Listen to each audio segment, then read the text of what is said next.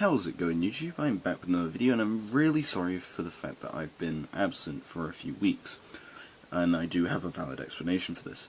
My retake of my maths exam was coming up, and this is really important for me to get because it's one thing that I really hate doing, and I really wanted to put my all into it so I could actually finish it. So I had that going on, as well as I had to finish some work at college. And by the time I'd done that, something else had happened, which I don't know if I'll go into, but it wasn't a bad thing, but it's just taken up a lot of my time, because I've just wanted to be there for them. But that's basically a small explanation for it. But my first video back is going to be showing you one of the decks that I've played for quite a long time, and it's also one of the decks that I've done really well with.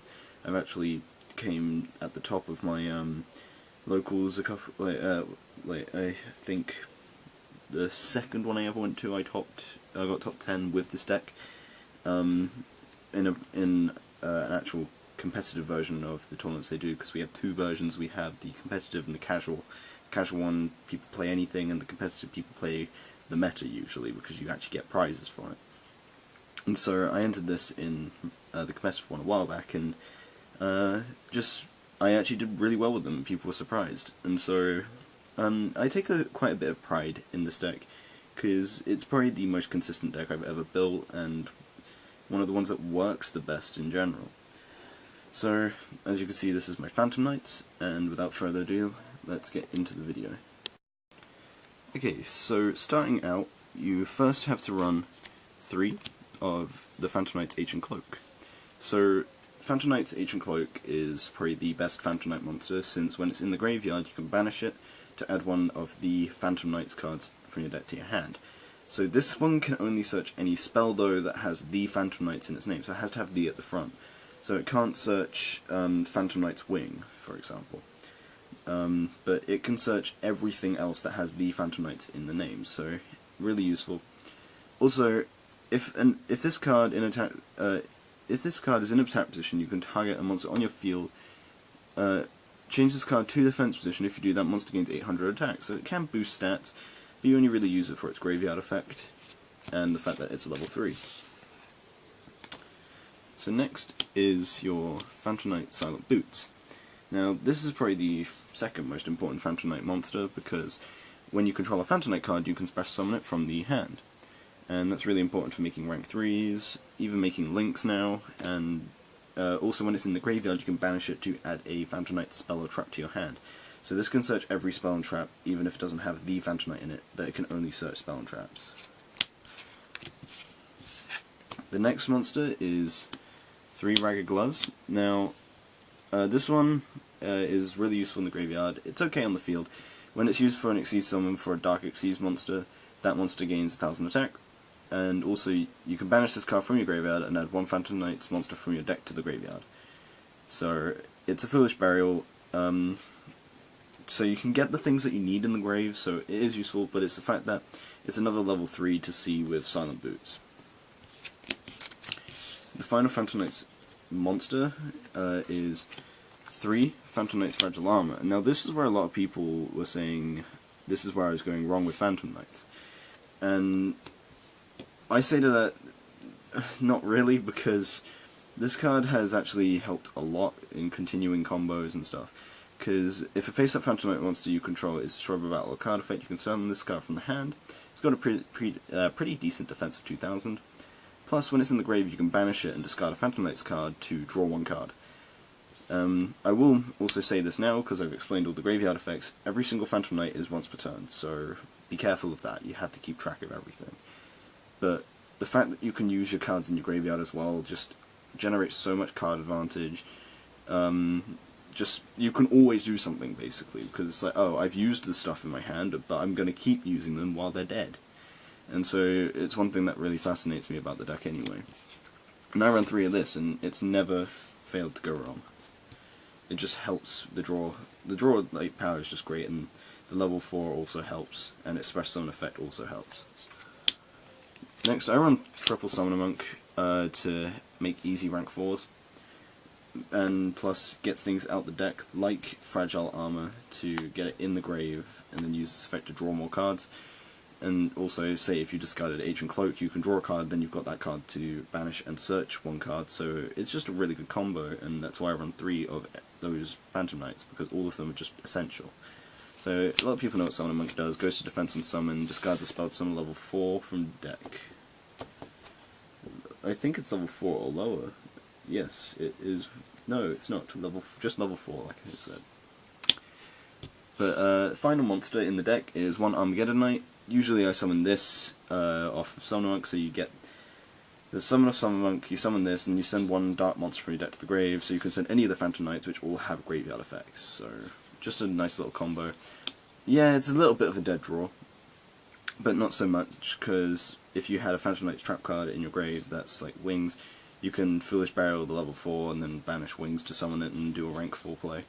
So it's not too dead in ham, but you don't need any more than one. You only ever use the one. Now for the spells. So to start off with spells, there's 3 Rank Up Magic Launch. This is actually a really good card. So you can target a Dark Xyz monster on your field with no Xyz materials, and then summon one Dark Xyz monster from your extra deck that is 1 rank higher than that monster, and then attach this card as Xyz material. And when it's in the grave, you can banish it to target one Dark Xyz monster on your field with no materials, and attach one Phantom Knight's card from your hand to that monster as an Xyz material. And so, pretty good. It's also a quick play, but you can only do it during the main phase. Next, 3 Allure Darkness. Every single monster is dark, and pretty easy to search if you don't have any darks. It's just really useful draw power. I was running Pot of Desires, but then I found I was banishing too many of my Phantom Knights, so I removed Pot of Desires for, instead of 1 and 2 Desires, I now do 3 Allure.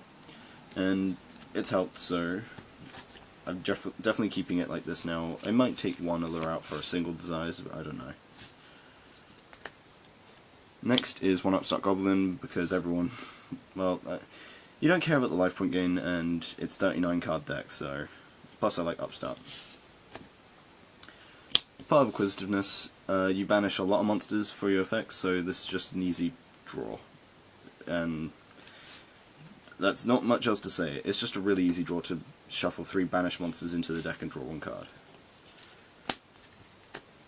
1 Foolish Burial, since all of your graveyard effects, so it's essentially just a free search.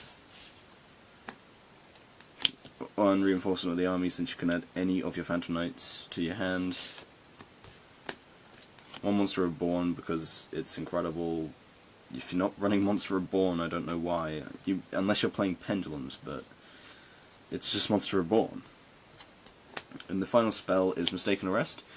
This is probably one of the things that actually got me that top 10 because this is when Magician Pen were meta, I believe, and I just had this set it first turn, and I made Dark Rebellion with a couple of protections, but then he activated I think it was Wisdom Eye? No, not Wisdom Eye. It was Time Star, and I activated Mistaken Arrest.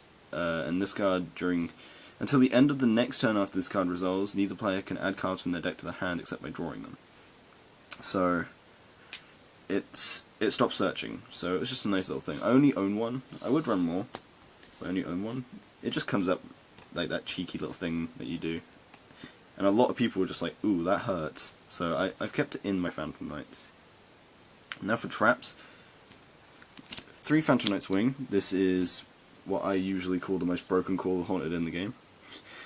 I know it's not, but I just like to call it that. You can target 1 face-up monster on the field, it gains 500 attack, and also the first time it would be destroyed by battle or card effect, it is not. And you can banish this card from the grave to revive 1 Phantom Knights monster from your graveyard. So it's protection. Then 2 Phantom Knight Sword. This targets 1 monster on the field and gains 800 attack by becoming on equip.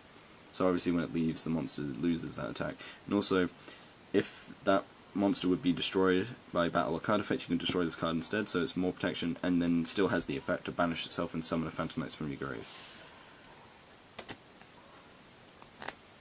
Then 2 Phantom Knights of the Shade Brigandine. So, Shade Brigandine, if you have no traps in your graveyard, you can activate this card the turn it was set. It summons itself in defense position as a warrior dark level 4, 0 attack, 0 defense, 0 attack, 300 defense, and it's just used for either using it for links, or using it for Xyz, or even just to protect your life points. So it's just a nice little monster. One Phantom Knight's the wrong magnet ring.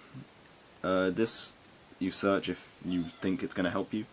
So when your opponent declares an attack, you can negate the attack, and if you do smash summon this card in an attack position as an effect monster.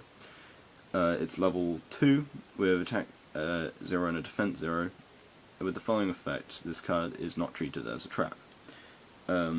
Which is also really important because the ones this one I believe is also not treated as a trap, and that means they can't be MST'd.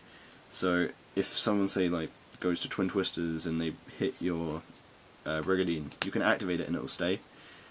As well as, during the player's turn, you can send this card and one face-up Phantom Knight card you control to the grave to draw 2 cards.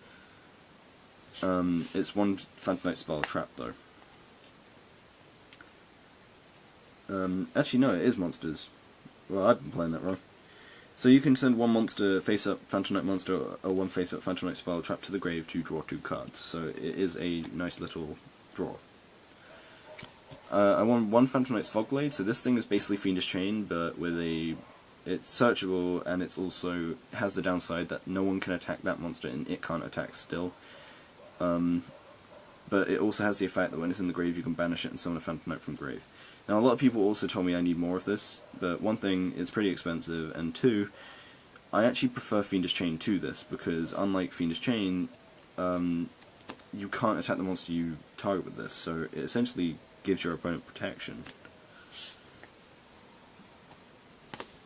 And the final 3 cards is Fiendish Chain, because it's Interruption, and that's basically it. The deck likes traps, so just a nice little negate. Now for the extra deck, the way the deck plays is around one certain Xyz. It's basically, you make Dark Rebellion, you make him big, and you protect him like crazy. And then you just keep using Dark Rebellion for the game. So the deck's very repetitive, but it's good at what it does, and people usually don't expect the fact that this deck can actually win by just using Dark Rebellion, and it actually works really well. So to start off though, you run triple Dark Rebellion. So triple Dark Rebellion is purely because when you use Breaksword you can only summon Dark Xyz, and the deck just revolves so much around Dark Rebellion, you go through loads of them in a single duel.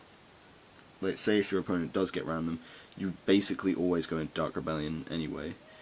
And so I run 3 Dark Rebellion. You can run 2, but I've always needed that third at some point, so I keep it at 3. Next is one Supreme King Dark Rebellion, and then it's just like, a lot of you probably just went, how do you summon that in this deck? And then the others that know what the deck is wouldn't have. But you use Breaksword and use the rank up to get into this guy, and he just does a crap ton of damage, because a lot of people know what he does. You can detach one Xyz material when this card attacks, and gain all the attack of your opponent's monster, and that monster becomes 0, so you can just deal a crap ton of damage. One Dark Requiem. I wish I had 2. I would really like to put a second one in, but I haven't been bothered to buy one. I've only ever needed to summon the second occasionally. So you rank this one up from Dark Rebellion when it has no Xyz materials, which is really easy to do. And it's got 2 effects. You can target one monster in the field and it loses all its attack, and you gain it, and that's forever. Until it leaves the field, obviously. But and during either player's turn, not once per turn this one, you can negate a monster effect, and if you do, summon an Xyz monster from your grave. So in one of my duels I ended up having Dark Requiem, Dark Rebellion, and Breaksword on my field, so I had 3 Xyz monsters with no links, and someone came over just like, I like to see that. Now I run the full Utopia package. I would take Prime out for the second Requiem, just because it can get over problematic stuff. One Baguska, because if you're going first, this deck can go first, because of all its traps, but you will go... Actually, I guess it is a first turn deck in a way. But you can go Baguska Pass, or you can go Dark Rebellion with loads of protection and stuff like that, so you got options. The deck is mainly, I want to summon Dark Rebellion and protect them. So yeah, you got Baguska for your first turn annoyance. Double Break Sword, since this guy helps destroy things and make Dark Rebellion, so you can detach and seize material from this card, target one card you control and one card your opponent controls, destroy them, and if this card is destroyed by battle or card effect, you can summon 2 Phantom Knights monsters with the same level from your graveyard and increase the level by 1. But you cannot special summon monsters the rest of the turn except Dark monsters, so that's why you run so many Dark Rebellions.